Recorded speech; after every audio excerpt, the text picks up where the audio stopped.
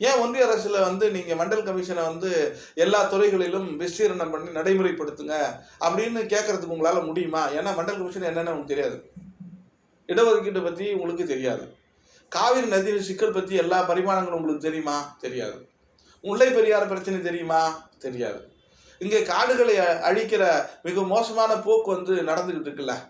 இப்போ இயற்கை வளங்களை அழித்து விட்டு இன்றைக்கு ஒரு மிகப்பெரிய ஒரு ஒரு ஒரு முதலாளித்துவ சக்திகளால் ஆக்கிரமிக்கிற போக்கு நிலவுது இல்லை. அதை எதிர்த்து பேசுவீங்களா? அதை பற்றி தெரியுமா? தெரியாது. இந்த அம்பானி அதானிக்கு ஏறக்குறைய இந்த நாட்டை விட்டு விட்டார் என்கிற சூழல் நிலவுகிறது இல்லை.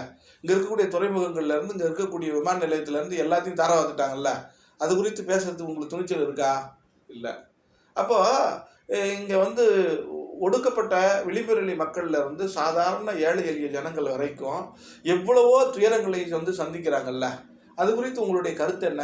எந்த ஒரு சமூக பிரச்சனையாவது, அல்லது ஒரு அரசின் திட்டம் குறித்தாவது, அல்லது அரசின் கொள்கை குறித்தாவது, அல்லது இங்கே கொண்டு வரப்பட்டிருக்கிற மக்கள் விரோத சட்டங்கள் குறித்தாவது ஏதாவது ஒன்று விஷயத்த ஒரு அரை மணி நேரம் நீங்கள் பேசியதுண்டா?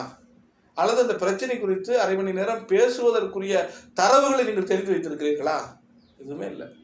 வாயை திறந்தா திமுகவை வீழ்த்தணும், சிஎம் சார், முதலமைச்சர் அவர்களே இந்த ஆட்சியை வீழ்த்தணும், இதை தாண்டி உங்களுக்கு ஒன்றும் பேச தெரியல. ஏன்னா அதை தாண்டி உங்களுக்கு தெரியல. அப்போ எதுவுமே உங்களுக்கு தெரியாத போது உங்களை நம்பி இருக்கிற உங்களுடைய தொண்டர்கள், உங்களுடைய கட்சிக்காரர்கள் சொல்லப்படுகிற ரசிகர்களுக்கு என்ன தெரியும்?